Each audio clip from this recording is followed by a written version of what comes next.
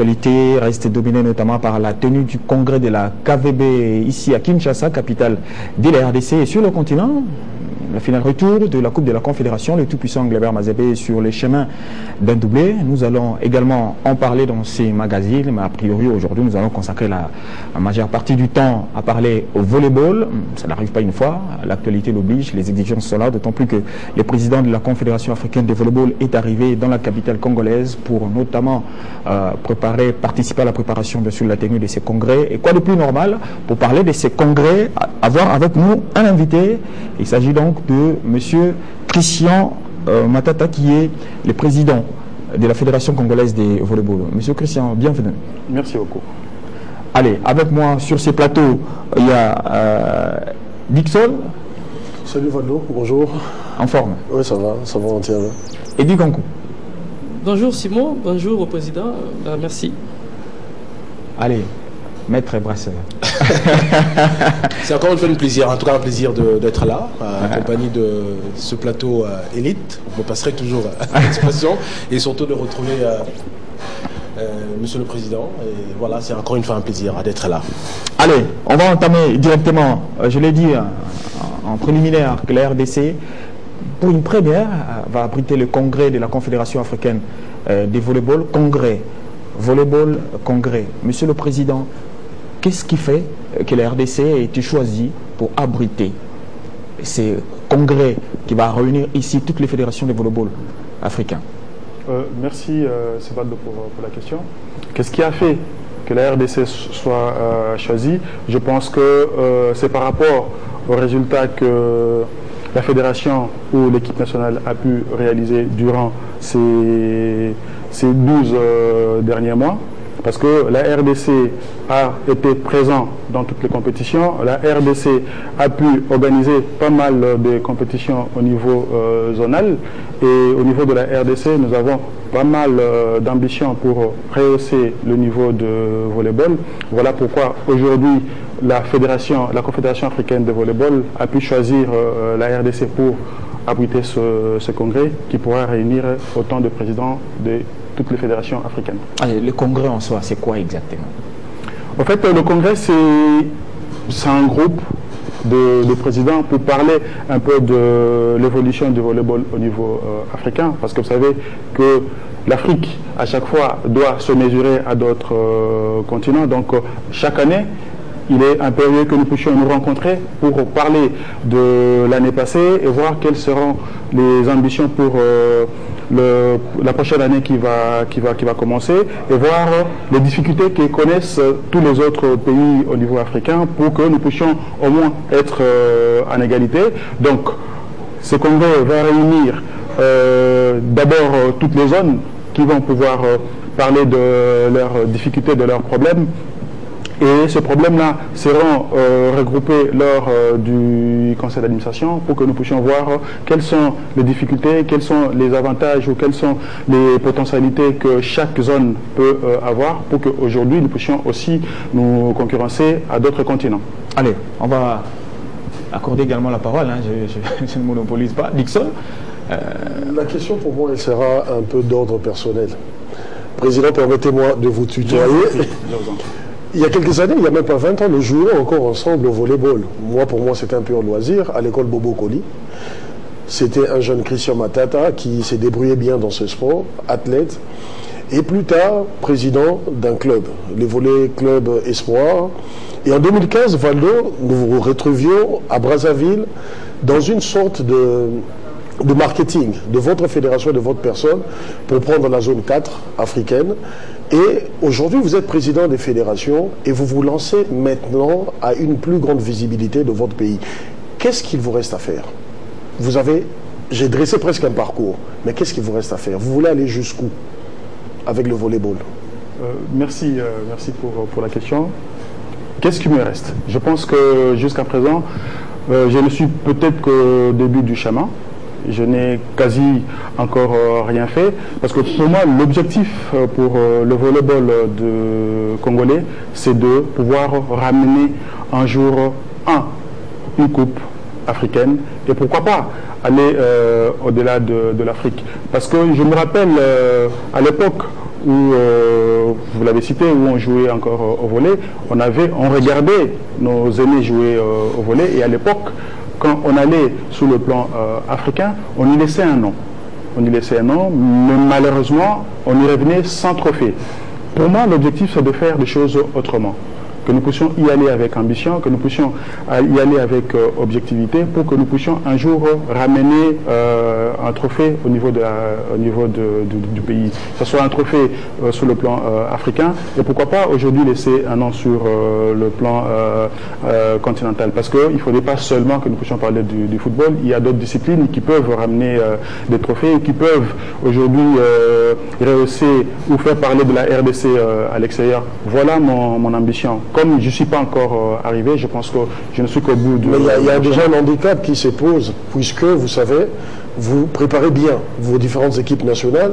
Très souvent, je vois maintenant, c'est Brazzaville qui est ces centres qui vous accueillent, mais votre championnat ne se déroule pas dans les bonnes conditions. Est-ce que vous pouvez aujourd'hui transcender ces problèmes d'infrastructure pour pouvoir avoir décroché une médaille, une coupe? Parce que vous savez, la nature est très juste, quelque part. La nature est juste. Ceux qui s'entraînent dans les meilleures conditions, dans les meilleures infrastructures, sont appelés à rafler toutes ces médailles, alors qu'au Congo, écoutez, il y a 20 ans, dans les mêmes conditions que nous jouons au volleyball pour nous amuser, et même en championnat, jusqu'aujourd'hui, ce sont les mêmes conditions, alors qu'il y a ce grand retard qui se pose. Effectivement, nous connaissons un grand retard par rapport aux infrastructures, mais ok, on ne va pas baisser le bras parce qu'on n'a pas d'infrastructures. Nous devons aujourd'hui évoluer avec les moyens des bords. Quoi qu'il en soit, qu'on est en train de travailler, voir avec certains partenaires pour qu'aujourd'hui la RDC puisse avoir une salle couverte pour abriter ce genre de compétition. Parce que, un palais de sport, vous voulez dire? Pourquoi pas? Parce qu'aujourd'hui, c'est une honte. C'est une honte qu'au niveau de la RDC, que nous ne puissions pas avoir ce genre d'infrastructures. Ça n'indique pas seulement le volleyball. Si vous voyez aussi le basketball, c'est pareil. On est souvent obligé d'orienter d'autres compétitions ailleurs, dans d'autres pays, parce que ces pays disposent de salles, alors qu'un si grand pays comme la RDC, nous n'avons même pas une salle qui peut abriter ce genre de compétitions. Voilà pourquoi vous vous appuyez sur la Confédération africaine. Vous allez d'abord sur le plan administratif pour que cette confédération vous facilite notamment à gagner des titres et si possible à construire une salle. Effectivement. Vous savez que je pense que pour le congrès qui va se tenir en RDC, on a un impact positif sur le sport ou sur le volleyball congolais. Pourquoi? Parce que nous avons deux projets. Nous avons un projet pour réhabiliter le stadium IMCA. Nous avons le projet pour couvrir l'espace réservé au volleyball au niveau du stade de Martyr. Et ce projet est déjà lancé. Ça sera présenté au niveau du congrès. Vous savez que le congrès, il y aura une délégation de la Fédération internationale qui sera avec nous. Donc nous allons présenter ce projet pour que la Fédération internationale puisse nous aider avec certains partenaires que nous avons sur place pour que nous puissions ériger aujourd'hui une salle propre au volleyball, mais qui peut aussi faciliter à d'autres disciplines d'y jouer. Apparemment, vous restez sur Kinshasa, permettez-moi. Ben, je pense que le projet, c'est Kinshasa. Alors je pense on ne peut pas aujourd'hui mettre 10 pierres du coup. Je pense que c'est une pierre. On essaie de mettre pierre par pierre pour que nous puissions y aller. On ne pourra pas construire 10 salles du coup, mais on peut commencer par une. On passera à 2, à 3, et c'est comme ça qu'on aura peut-être des salles dans toutes les provinces. Alors, on va prendre la question d'Eddie. Bon, vous avez pratiquement répondu à la seconde question, mais je pense que je dois commencer par la première. Vous arrivez à la tête de la fédération une année presque ou après. M. Christian Matata organise les congrès à domicile. C'est parce que M. Christian Matata a apaisé ou c'est parce que la RDC, la discipline a apaisé? Est-ce qu'on peut dire aujourd'hui, si on organise le congrès ici en RDC, c'est parce qu'il y a la tête, excusez-moi, de M. Christian Matata qui pèse, ou c'est parce que la discipline congolaise a pesé? Parce qu'on doit se le dire de vérité en face, M. Christian, quand vous avez pris cette discipline, je ne vois pas comment la qualité de la discipline congolaise peut séduire les dirigeants au niveau international pour organiser le congrès à domicile. Vous venez d'évoquer la question des infrastructures. La seconde question, c'est par rapport à cette organisation du congrès à Kinshasa, est-ce qu'il y a des retombées techniques après? Parce qu'à chaque fois qu'il y a l'administration, je prends les cas du tour cycliste, on loge les étrangers, mais la discipline ne gagne presque rien. Le cas de ce congrès que vous organisez ici, est-ce que la discipline gagne sur le plan technique? Merci beaucoup pour la question. Je pense que il pourrait y avoir des retombées. Je pense que pour répondre, j'aimerais commencer par le premier volet de votre question. Effectivement, juste une année, on arrive à obtenir l'organisation d'un congrès à Kinshasa. Ce n'est pas facile, certes, parce qu'il y a pas mal de pays qui se disputent l'organisation de ce congrès, et ces pays peut-être sont beaucoup plus présents et réguliers dans des compétitions. Le problème avec nous, le Congolais, nous n'aimons pas oser. Nous n'aimons pas oser et nous vendre.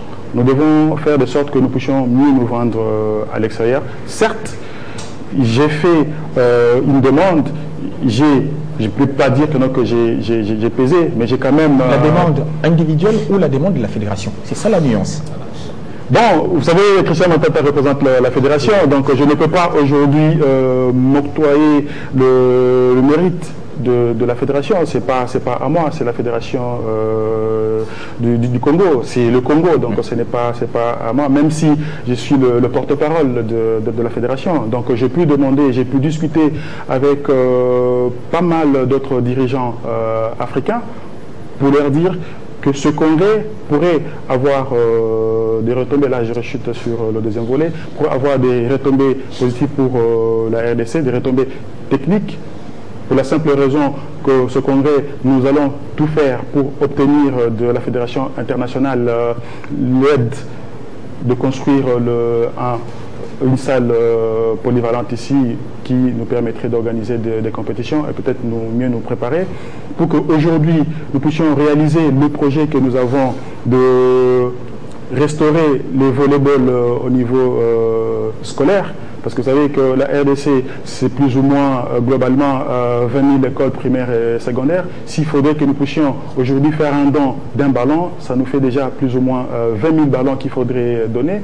Et sur place ici, un ballon nous coûte minimum 50 $. Vous voyez qu'on n'aura jamais le moyen pour réaliser cet objectif, mais avec l'aide de la Confédération africaine, avec l'aide de la Fédération internationale. Nous avons Mikasa qui sponsorise les volleyballs et aujourd'hui, très facilement, Mikasa peut nous octroyer le 20 000 ou 50 000 ballons qui nous aiderait à distribuer aux écoles pour que nous puissions y détecter tous les jeunes.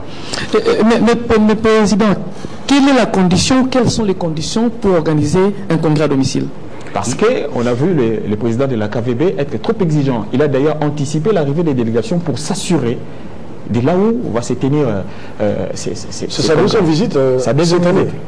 Effectivement, il y a des conditions. Ce n'est pas par tête de gens qu'on essaie d'octroyer l'organisation d'un congrès. C'est vrai qu'il y a beaucoup de conditions et c'est des conditions qui sont sévères. Il faut arriver à le réunir pour que vous puissiez avoir le cutis de la Confédération africaine.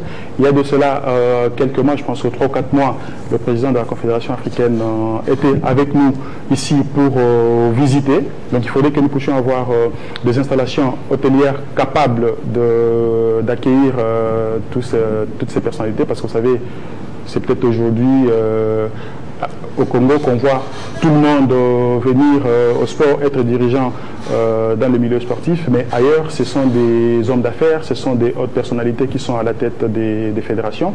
Donc il faudrait que nous puissions avoir de l'espace pour les accueillir, il faudrait que nous puissions avoir un milieu mieux sécurisé pour que ces gens puissent accepter de venir, leur déplacement, une salle digne d'organiser un congrès. Donc le président est venu pour la première fois, il a fait sa première visite, il a apprécié le site que nous avons prévu pour ce congrès, il est réparti et avec le soutien que nous avons sur place ici du gouvernement, il a pu accepter que nous puissions tenir ce congrès. Et d'ailleurs, il est arrivé quasiment 3 jours avant le congrès, c'est pour voir l'évolution au niveau local et voir si à la dernière minute, on ne peut pas annuler ce congrès. Mais je peux vous assurer que ce congrès aura bien lieu. Alors Président, ma question c'est par rapport à ce côté managérial qui a fait qu'aujourd'hui que la RDC ait gagné la tenue de ce congrès. Mais vous ne pensez pas que c'est plutôt mettre la charrue devant le bœuf? J'aurais voulu d'abord qu'au niveau de la base, que vous ayez organisé les choses, notamment au niveau des écoles, au lieu, avant de penser déjà aux grandes choses, notamment réussir ce congrès. Alors moi je voudrais, la deuxième question c'est quel est le regard que la Confédération africaine de volleyball a maintenant sur la RDC? Parce que, encore une fois, on l'a dit ici, apparemment on a comme l'impression que c'est Christian Matata qui a pesé de son poids pour que la RDC puisse, disons, gagner la tenue de ce congrès. Parce qu'il faut quand même le dire, par rapport à l'échiquier continental, nous avons un certain retard par rapport à certaines nations qui concouraient pour organiser ce congrès. Merci beaucoup pour votre question.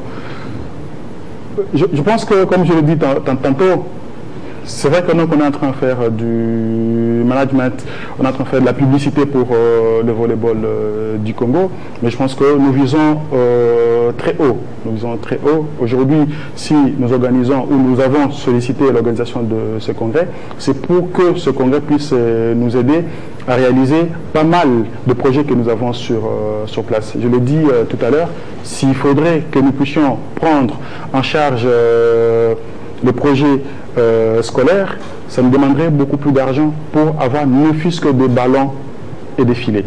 Et je pense que sur place, ça serait difficile pour que nous puissions les avoir, mais c'est possible que nous puissions les avoir en don. Donc avec ce congrès, je vous assure que nous aurons des dons, parce que ça se faisait il y a longtemps, où on envoyait des ballons. Je pense que si je ne me trompe pas, peut-être 50 ou 100 ballons chaque année dans toutes les fédérations, mais la RDC, par rapport à ce qui s'est passé avant, n'arrivait plus à recevoir ces dons. Donc je pense qu'aujourd'hui, si nous arrivons, ne fût-ce qu'à restaurer ce système-là de recevoir le ballon et les filets chaque fin de l'année, ça nous aiderait aujourd'hui à distribuer au niveau des écoles. Donc pour moi, je pense que l'organisation du congrès, c'est beaucoup plus important pour que nous puissions réaliser ces objectifs que nous sommes fixés. Parce que c'est quoi le regard? Votre question. Le regard que la Confédération a vis-à-vis de la République démocratique du Congo aujourd'hui? Je pense que le regard est positif. Pourquoi? Parce que ça fait de cela plus de 10 ans que la RDC n'était plus présente sur le plan ni zonal ni africain pour le volleyball dès mon accession à la fédération. D'ailleurs, même avant, j'ai fait un effort pour que le club que j'ai dirigé auparavant, le VC Espoir, soit présent dans toutes les compétitions zonales et africaines. Et les résultats obtenus, vous savez, il y a de cela peut-être 2 ans, le VC Espoir est arrivé à occuper la 6e place au niveau africain, alors que la RDC était toujours parmi le dernier. Et mis à part ça, nous avons initié le beach volley. Le beach volley nous a amené jusqu'en Chine pour la Coupe du Monde. Et dernièrement, nous avons été en Coupe d'Afrique. C'est vrai que pour les filles, ça n'a pas marché, mais pour le garçon, nous avons occupé au moins la 8e place sur les 16 nations qui étaient là. Donc je pense que nous commençons à avoir pas mal de bons résultats, qui fait qu'aujourd'hui, quand nous nous trouvons sur le plan africain, il y a certains pays qui nous craignent, alors qu'auparavant, tout le monde aimerait voir la RDC dans sa poule parce que c'était une équipe faible qui pouvait être battue à tout moment. Mais maintenant, il y a des pays, surtout des pays d'Afrique noire, qui craignent la RDC. Et là, nous sommes en train de nous battre pour qu'aujourd'hui, qu'il y ait aussi des pays du Maghreb qui tremblent devant la RDC. Allez, congrès, c'est pas que la fédération. Kinshasa, l'État, la République démocratique du Congo, c'est tout un pays qui l'accueille et les institutions sont bel et bien en place. Quel rapport y a-t-il entre aujourd'hui la fédération, les ministères et l'État congolais qui doit certainement s'impliquer dans la tenue de ces congrès? Bon, je peux vous dire que non, que les rapports sont très bons. parce que nous n'avons pas commencé ce congrès le mois passé. Ce congrès a commencé il y a de cela quelques mois. D'ailleurs, c'est avec l'ancien ministre de Willy Bakonga, avec lui qu'on a dû commencer, quand on a commencé ce projet et qu'il avait donné son accord. Avec le nouveau ministre Papinyango qui est arrivé, il a accepté de nous accompagner et le gouvernement est prêt pour nous accompagner parce que ce n'est pas le volleyball, ce n'est pas la FEVOCO qui organise ce congrès, mais c'est la RDC.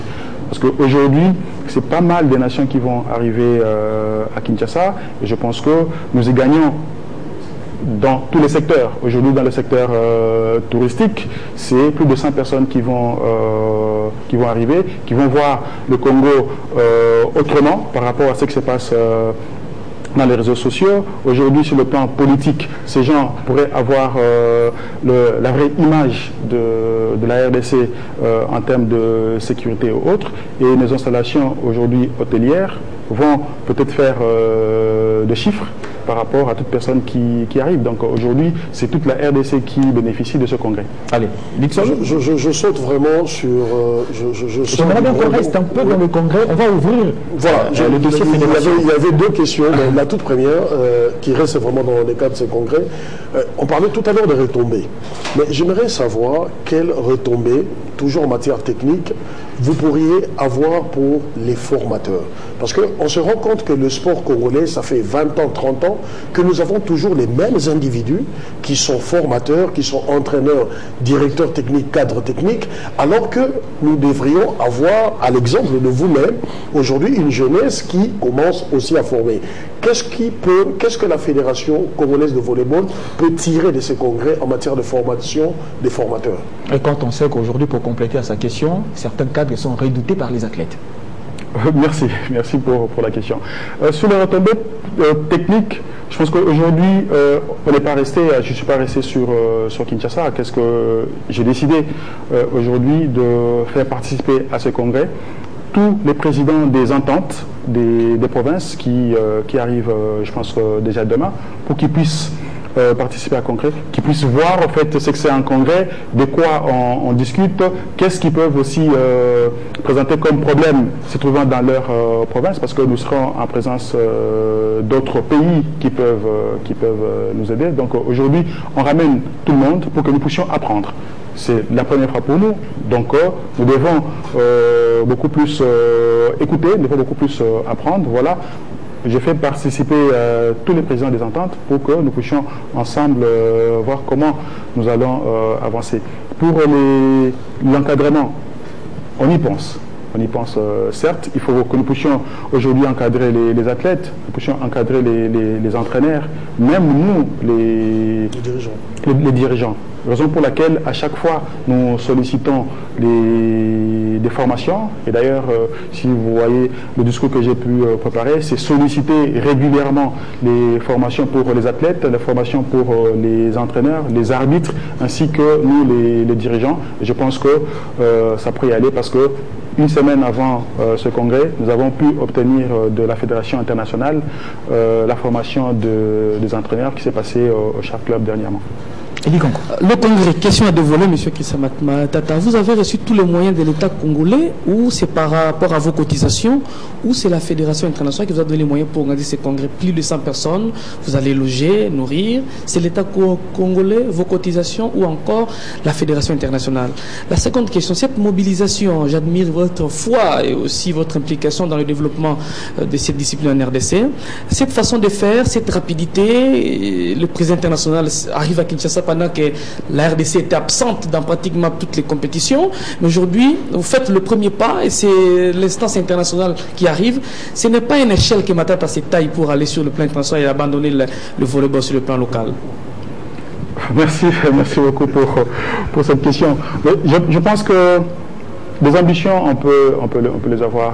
Et j'ai toujours dit, aujourd'hui, c'est une fierté de voir un Congolais évoluer dans les instances internationales pour la simple raison que c'est peut-être un moyen de pouvoir présenter nos difficultés, de pouvoir présenter nos objectifs, de pouvoir présenter aussi nos projets. Mais pour être franc à votre question, ce n'est pas mon ambition actuellement, mais je voulais aujourd'hui mieux vendre les Congos parce que le Congo est vendu à l'extérieur sur les réseaux sociaux et nous tous, nous sommes conscients de l'image que l'on donne à l'extérieur. Aujourd'hui, pour moi, c'est une fierté. C'est une fierté de recevoir le président de la Fédération internationale pour la première fois en République démocratique du Congo. Peut-être c'est une première fois et son séjour pourra déterminer s'il pourra y revenir ou pas.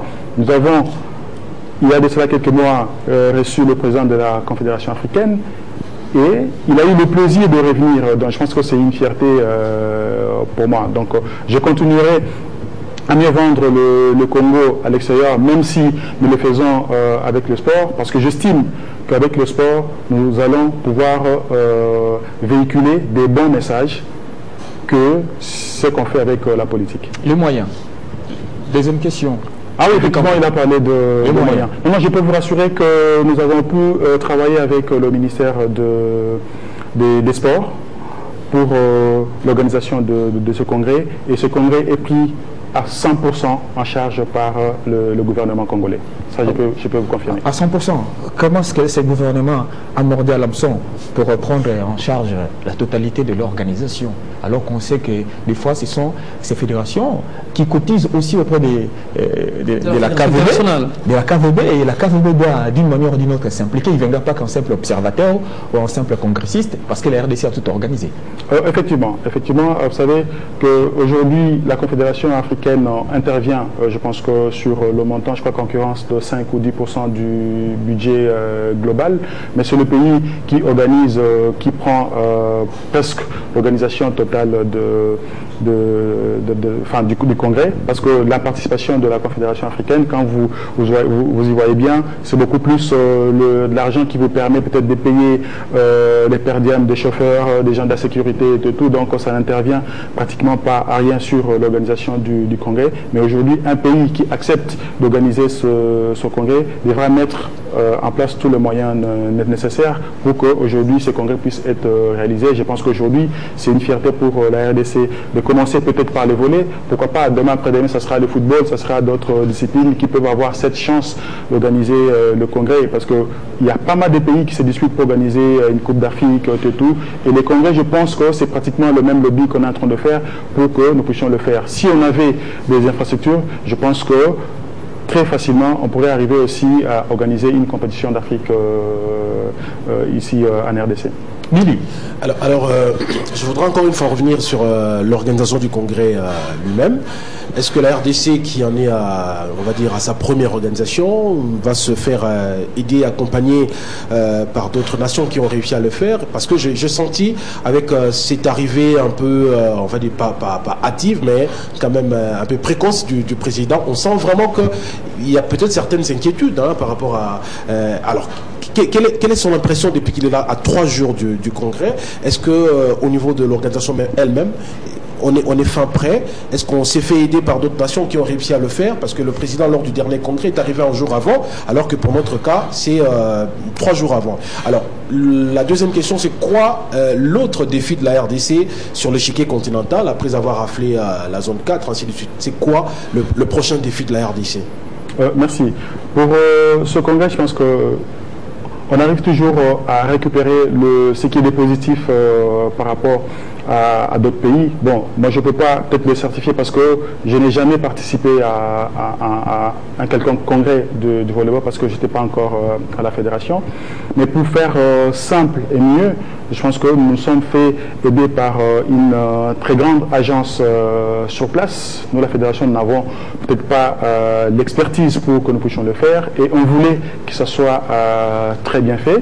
Nous avons fait appel à une très bonne agence de communication événementielle sur place qui a l'habitude d'organiser ce genre de manifestations, qui a organisé presque le caucus qu'on a toujours eu ici. Donc je pense que pour le congrès, c'est quasiment la même chose. Donc ils ont l'organisation à 100%. Nous ne sommes que les communicateurs entre la RDC et la Confédération africaine ou bien la Fédération internationales et nous intervenons peut-être dans nos ambassades et autres pour que chaque délégation puisse obtenir le visa. Mais l'organisation en soi de ce congrès est prise en charge par une agence capable de mieux le faire.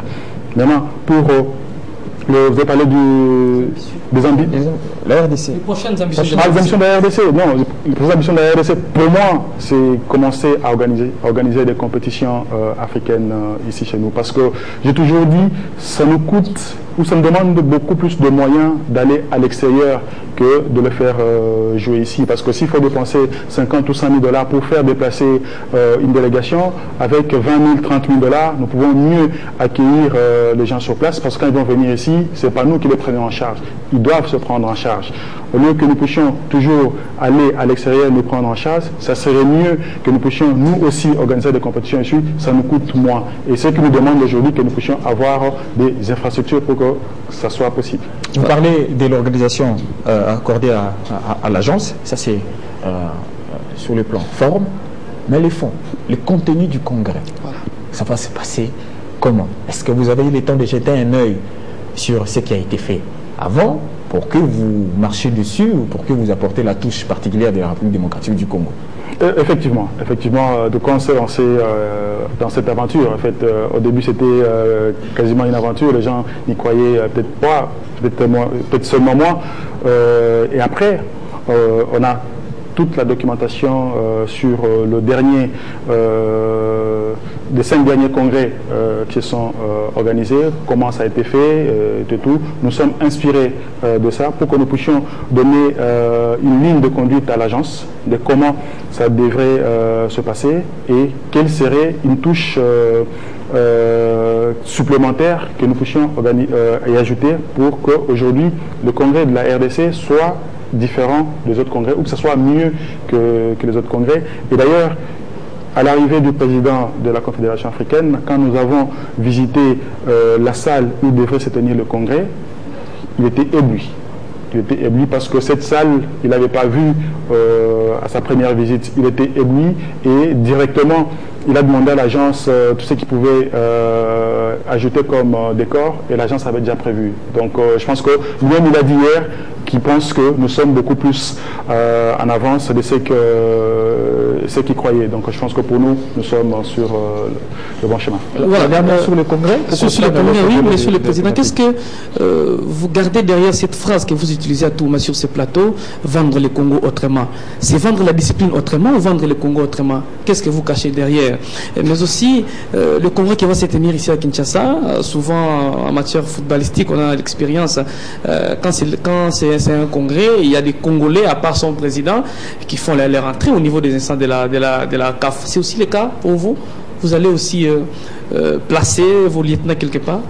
Bon, vous savez, non, c'est pas le but. Quand je parle de vendre le Congo autrement, je pense que c'est de pouvoir donner une autre image du Congo à l'extérieur. Parce que les gens qui vont venir, je pense qu'eux-mêmes, ils vont se rendre compte que c'est un pays qui est paisible et qui est calme, malgré qu'on nous parle de la politique, de l'insécurité et de tout. Je pense que les 4-5 jours qu'ils vont passer au Congo, ils peuvent voir qu'ils vont circuler librement et quand ils vont repartir, ils vont donner un autre son de cloche par rapport à ce qui se passe au niveau des réseaux sociaux. C'est pour cela que je dis vendre autrement le Congo. Et à travers le sport, je pense que c'est la meilleure façon. C'est la meilleure façon. Juste un petit exemple, j'ai été au Sénégal il y a de cela 4 ans. Et quand je suis arrivé à l'hôtel, juste les personnes qui étaient là, non, tu es congolais. Ah, qu'est-ce que m'ont dit? Ah, le Congo est de tout-puissant Mazembe. On ne voyait pas peut-être le dirigeant de tout-puissant Mazembe, mais on voyait déjà Mazembe qui, aujourd'hui, quand on voit Mazembe, on voit le Congo. Quand on voit Mazembe gagner, c'est tout le Congo qui gagne. Aujourd'hui, qui est d'ailleurs en finale. Effectivement. Et aujourd'hui, quand on va voir maintenant le volleyball à l'extérieur, quand on va parler de la RDC, à travers les volets, ils auront ce plaisir-là de voir le Congolais en train de jouer au lieu de se focaliser seulement sur la politique. Vous êtes les seuls, l'autre volet, sa question, à vous figurer dans cette organisation au niveau de la KVB, et ce congrès va vous permettre d'amener avec vous 2, 3, 4 de vos membres du comité de la FEVOCO?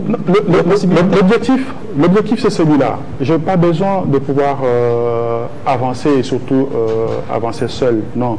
Je pense qu'aujourd'hui, avec mes occupations professionnelles, je pense que je n'aurai pratiquement pas le temps de pouvoir me retrouver à l'extérieur ou voyager à tout moment. Donc pour moi, ça serait peut-être mieux de mettre quelqu'un de plus disponible dans ces instances-là.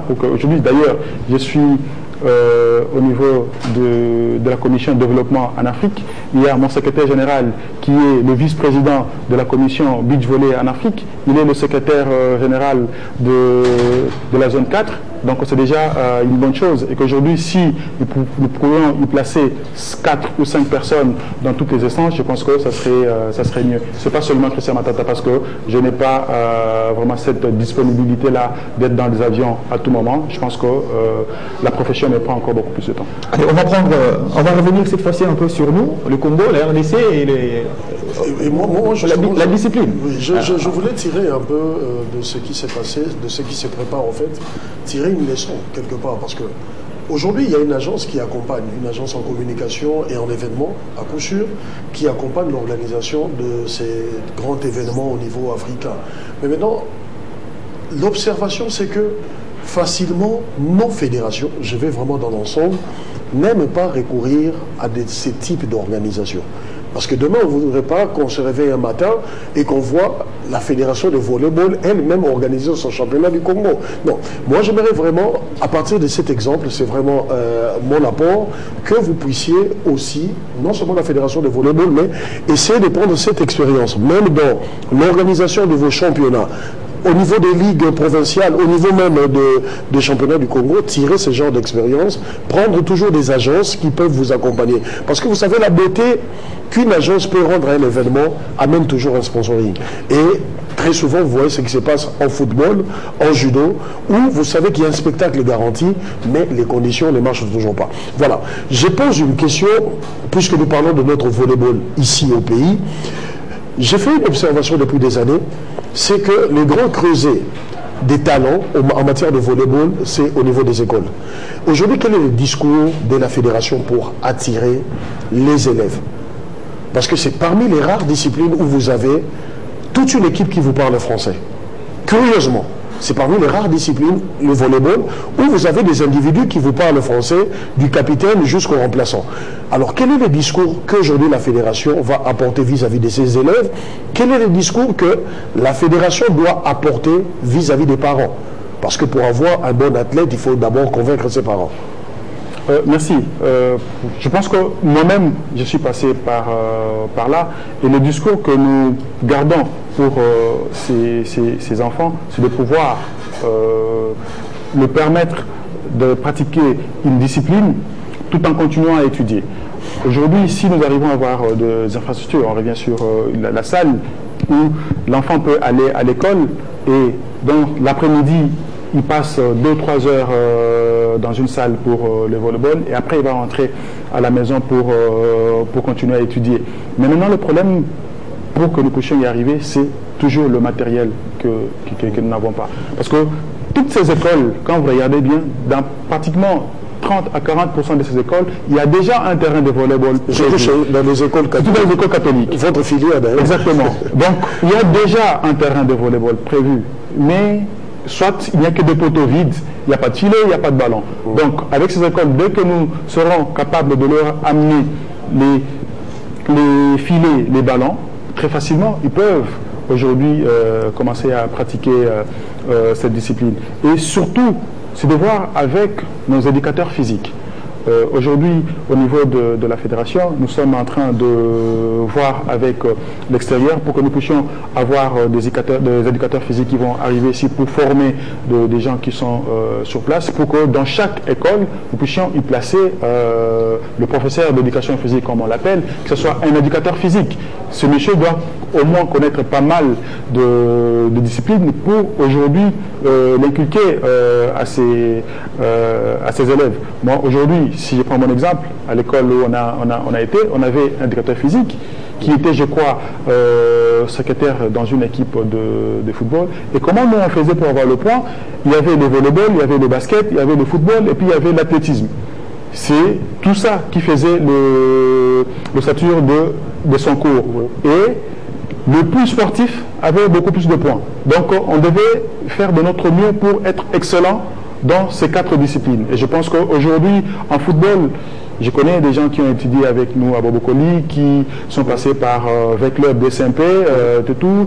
Nous autres, nous sommes retrouvés en volleyball dans l'équipe nationale. Il y a pas mal qui ont évolué en basket et actuellement ils sont à l'étranger. Et d'autres qui ont excellé dans l'athlétisme. Donc aujourd'hui, si nous avons des éducateurs physiques qui prennent toutes les disciplines comme option de son cours, je pense que très facilement, nous pouvons commencer à y déceler les talents. Allez, il y a un aspect, hein. On a parlé de l'État et consort, mais nulle part n'a été mentionné les comités olympiques congolais. Ils ne sont pas concernés à la tenue de ces congrès? Et aussi longtemps que vous faites également partie du comité, de l'actuel comité que dirige Marcel Amos Mbaye. Bon, vous savez que le comité olympique, c'est une structure qui aide le ministère des Sports. Certes, on les a juste sautés pour parler du ministère du gouvernement parce que la question était beaucoup plus concentrée sur le gouvernement. Mais je pense que le comité olympique, c'est une structure technique qui suit l'évolution et pour n'est pas peut-être jeter les fleurs. Si aujourd'hui le dossier du Congrès est en train d'évoluer, c'est parce que le président du comité olympique s'y implique personnellement pour que ça puisse être fait. Eddie Kanko. Bon, je n'avais jamais eu la chance d'avoir M. Christian Matata après les élections au comité olympique congolais. Je profite quand même pour glisser une question concernant ces élections. Vous êtes fier de faire partie de d'être membre du comité exécutif du comité olympique congolais avec tous ces bruits après les élections au sein du comité olympique? Ça, c'est la première question. Je ne vais pas aller dans des explications. Quand je dis que vous êtes fier, vous savez de quoi je suis en train de parler parce que ces élections ont été tenues dans une irrégularité flagrante. Merci. Et la seconde, c'est par rapport à la loi sportive. La loi sportive vous oblige, vous, président d'une fédération, d'implanter des disciplines à travers les provinces. Il y a un nombre de 6. Sans cela, la fédération elle est déclarée dissoute. Et, cette réalité, comment vous la vivez au niveau de la fédération de volley? Est-ce que vous avez des ambitions sur le plan de nos provinces? Merci beaucoup. Je commence par votre première question concernant le comité olympique. Je peux l'affirmer que je suis fier de faire partie de ce nouveau comité du COC. Pourquoi? Parce que nous avons des ambitions de faire les choses autrement et je pense que à la fin de notre mandat, vous allez pouvoir nous juger des résultats que nous allons vous donner. Concernant les élections, je ne pense pas que ces élections ont été organisées avec des irrégularités flagrantes comme vous l'avez souligné, mais je me rappelle qu'il y avait juste peut-être un article qui posait problème. Je pense qu'aujourd'hui cet article a été juste malheureusement mal interprété par certains, parce qu'aujourd'hui je peux vous dire c'est pas possible qu'aujourd'hui, l'équipe sortante, qui connaissait mieux les statuts et les règlements, puisse accepter, parce qu'aucun membre de cette équipe sortante est passé dans différentes chaînes pour dire que voilà, les élections ont été tenues d'une façon irrégulière et que certains articles n'ont pas été respectés.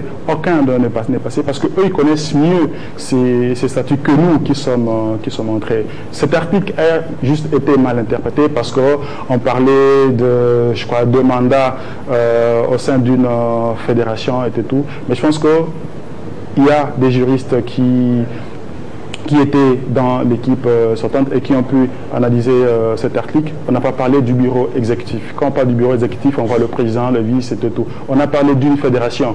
Et aujourd'hui, nous savons très bien que la fédération est composée de bureaux exécutifs, la fédération est composée des joueurs, la fédération est composée des ententes, la fédération est composée même des dirigeants des clubs. c'est tous ces gens-là qui composent toute une fédération. Mais si ils avaient parlé du bureau exécutif, on serait resté juste aux membres élus d'une fédération. Je pense que ce débat avait été longuement débattu lors des discussions qu'il y avait avec l'équipe sortante et avec les membres de la commission électorale qui avait été mise en place, et on avait trouvé une solution par rapport à ça. Donc je pense que pour moi que ces élections ont été tenues normalement, et qu'aujourd'hui, j'en suis fier de faire partie de ce comité, et tout en vous promettant que ça sera une autre gestion pour qu'aujourd'hui, nous puissions avoir de bons résultats. Parce que pour moi, j'estime que pour un pays de 80 millions d'habitants, quand on sort avec 150 personnes, sur les 150 personnes, nous avons 20 athlètes, 130 personnes qui accompagnent cette délégation. Je pense que nous devons faire des choses d'une façon au contraire, pour que nous puissions avoir 120 athlètes et puis peut-être 30 personnes qui accompagnent, et qu'en termes des retombées, que nous puissions aujourd'hui ramener beaucoup plus de médailles au lieu de se contenter toujours avec une médaille en or, alors qu'il y a des petits pays qui rentrent avec au moins plus de 30 médailles. Les défis d'implantation en province, d'ailleurs on passe des 11 à 26, alors que quand on en était à 11, c'était déjà difficile pour les fédérations de se retrouver dans plus ou moins 6 provinces pour remplir les conditions de la loi sportive. Aujourd'hui, la FEVOCO en est où? Vous savez qu'aujourd'hui, nous avons l'ambition d'être dans toutes les provinces. Nous avons l'ambition d'être dans toutes les provinces. D'ailleurs, vous avez remarqué, lors de la dernière Coupe du Congo, on a décidé de commencer à faire jouer la Coupe du Congo dans d'autres provinces directement, au lieu que ce soit seulement à Kinshasa. Pour la simple raison qu'à chaque fois que nous nous déplaçons dans une province, nous allons y laisser tout le matériel que nous avons amené pour que cette entente puisse aujourd'hui faire évoluer cette discipline. Et je pense que, mis à part le football, le volleyball reste la deuxième fédération qui est beaucoup plus représentée dans on était dans presque toutes les provinces, les 11 provinces, et qu'aujourd'hui nous sommes en train de faire un effort pour que nous puissions au moins avoir 20 provinces sur les 26. Allez, Billy Kinkela. Il y a la fédération de karaté qui atteint 26 provinces. Heureusement. Alors, je voudrais revenir sur quelque chose que Dixon, dont Dixon parlait tout à l'heure, concernant, parce que l'objectif majeur, on l'a compris, c'est de gagner plus de médailles, mais pour cela, il faut déjà penser aux plus jeunes, parce que tout à l'heure, je vous ai suivi, vous attendez notamment de ce congrès l'accompagnement technique qui pourrait vous aider justement à avoir beaucoup plus de ballons, tout ça. Mais je suis enseignant dans une école catholique. Dans la plupart des écoles catholiques, il y a au moins des équipes de volley. Pourquoi ne pas commencer d'abord avec cela, disons un championnat interscolaire, en tout cas dans la plupart des écoles, je sais de quoi je parle, un mini-championnat interscolaire. Alors, dernière question, est-ce que Christian Matata, quel bilan peut-il établir jusque-là depuis qu'il a la tête de la Fédération de volleyball du Congo? Merci. Pour la première question, effectivement, nous sommes en train d'y penser pour la compétition interscolaire. Déjà, nous allons commencer au niveau de Kinshasa parce que c'est plus facile pour nous de commencer avec une province et voir comment étendre cela dans d'autres provinces. Nous sommes en pourparlers avec l'entente de Kinshasa pour que nous puissions organiser un championnat scolaire au niveau de Kinshasa. Les négociations sont déjà en cours. Ils ont pris contact avec les écoles pour que nous puissions déterminer un calendrier. Parce qu'il ne faudrait pas que nous puissions juste les imposer, alors que les écoles, surtout les écoles catholiques qui disposent de terrain des équipes, sont beaucoup plus rigoureuses. Donc il faudrait que nous puissions voir avec elles comment nous allons mettre un calendrier qui les arrangerait pour que nous puissions organiser cette compétition. Je pense que l'année 2018, vous aurez à Kinshasa une compétition interscolaire. L'autre question, le bilan établissé. C'est après 365 jours déjà. Ça fait une année déjà. Plus d'une année. Je pense que bon, je n'aime pas trop souvent parler de moi. J'aime bien que les gens puissent me juger par rapport à ce que je fais. Mais si je peux brosser rapidement ce qui a été fait au niveau de la fédération, je pense qu'aujourd'hui, la fédération de volleyball reste quand même une fédération qui a une adresse. Quand vous y allez, vous êtes très à l'aise. Nous avons une connexion Internet illimité. Et d'ailleurs, ça nous a facilité la tâche pour l'organisation de ce congrès parce que toute la documentation de ce congrès nous a été envoyée par mail, imprimée à la fédération.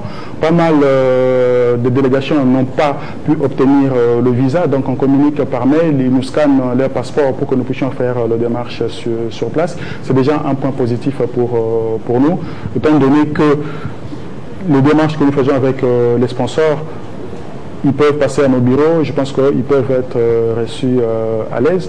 Mais à part ça, la RDC a pu organiser pas mal de compétitions sur place, ce qui n'était pas le cas avant Christian Matata. Donc on a organisé les éliminatoires du beach volley, les éliminatoires zone 4 beach volley. On a organisé la compétition de club champion de la zone. On a organisé la compétition nationale zone 4 de volley de salle. C'est déjà quelque chose de pas mal. Il y a de cela plus de 5-6 ans que l'équipe nationale n'a plus participé à des compétitions zonales et africaines, mais avec Christian Matata, nous sommes toujours présents. Je pense que c'est un peu ça, et aujourd'hui, Christian Matata à la tête, la fédération a pu obtenir l'organisation du congrès. Je pense que je peux le mettre aussi sur l'actif. Mais sur le terrain, c'est sur le terrain, c'est en une minute, hein, en une minute. C'est quoi le problème au niveau national? C'est vrai, 6 ans de traversée du désert, mais le retour, on sait que ça a été pénible pour les filles. Les hommes ont réussi à faire quelque chose, mais les plus grands défis restent au niveau féminin, même en interne. Ici, ça pose un sérieux problème. Bon, vous savez le problème sur lequel aujourd'hui, quand on voit d'autres nations évoluer et gagner, ce n'est pas les athlètes qui évoluent chez eux, c'est des athlètes qui évoluent à l'étranger.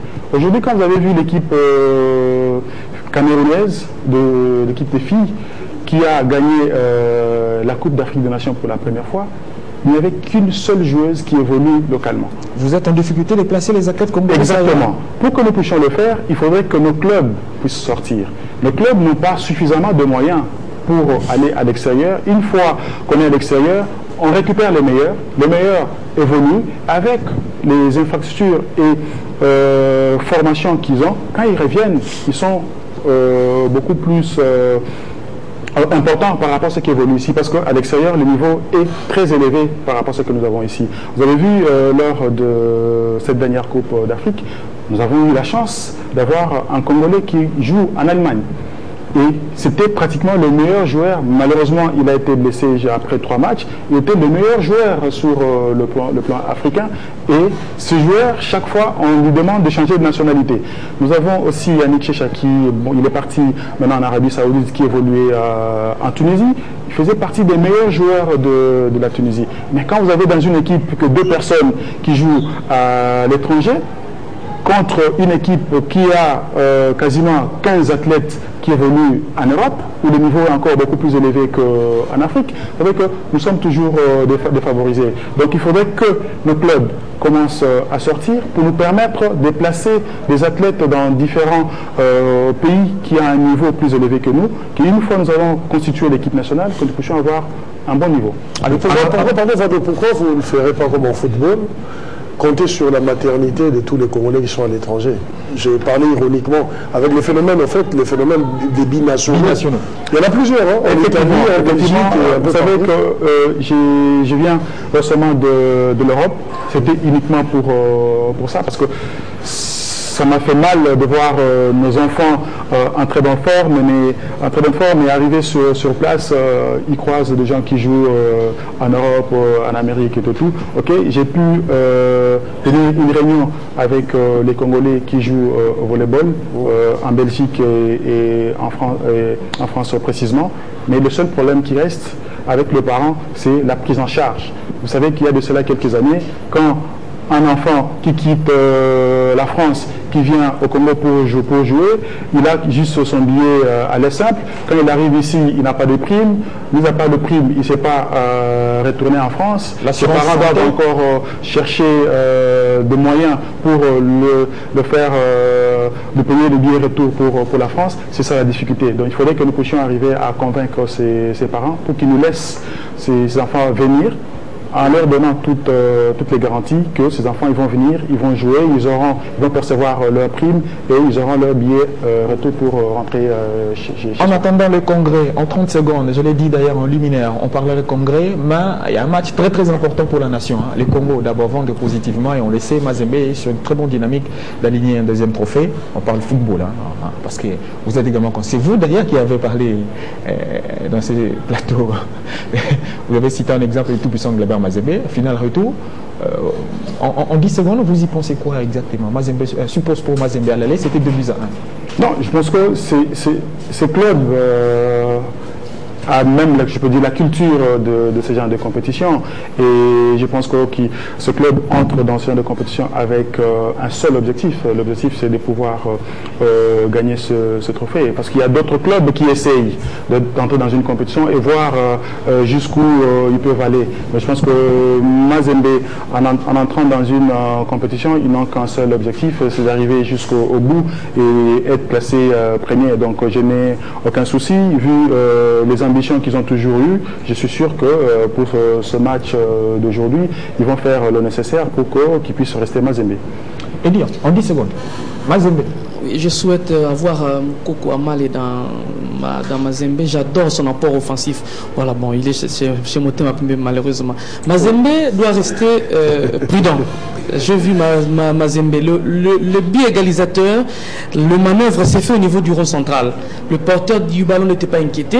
Il a armé et puis il a tiré, il a battu Matampi. Je l'ai dit la fois passée la prudence doit rester l'élément moteur.